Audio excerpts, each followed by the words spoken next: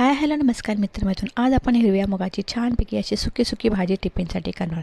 त्यासाठी रात्रभर हिरवे मूग भिजवून घेतलेले आहेत. आता ही मस्त की रेसिपी आहे ना, एक नंबर चवीला लागते.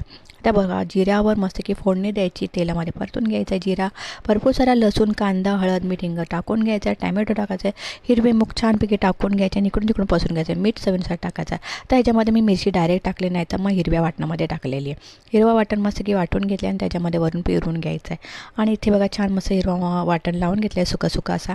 तर ह्याच्यामध्ये ना तुम्ही ओला खोबरे वापरू शकता, मस्त वरून पेरायचा, थोडं पाणी टाकून छान दंदून उकळी काढायची आणि मस्त थपथपीत अशी ही सुकी मूग भाजी तयार झाली. ही रेसिपी आहे ना माझ्या आईच्या बाबांची, म्हणजे माझ्या आजोबांची, आणि एक नंबर भाजी करायची ती. आम्ही ना लहान असताना त्यांची हाची भाजी खायला आवडायची. मस्त भाकरीबरोबर भाता एक नंबर लागतो चवीला, चपातीबरोबर छान लागते. तुम्ही ही टिफिनला देऊ शकता, मुलांच्या, मिस्टरांच्या, आणि जेवणासाठी करू शकता. चला तर मस्त ही भाजी भरपूर सारी कोथिंबीर पेरून घेतलेली, वाफवून घेतलेली, आणि मस्त थोडंसं पाणी ठेवायचा. ही भाकरीवर एक नंबर लागते. करून बघा, आवडल्यास लाईक शेअर सबस्क्राईब करायला विसरू नका. माझ्या चॅनलला सबस्क्राईब करायला किंवा लाईक करायला काही पैसे लागत नाही, प्लीज करत जा. आणि मला कमेंट करून नक्कीच सांगा तुम्ही करता का, नसेल करता नक्कीच करून बघा. नाही अशा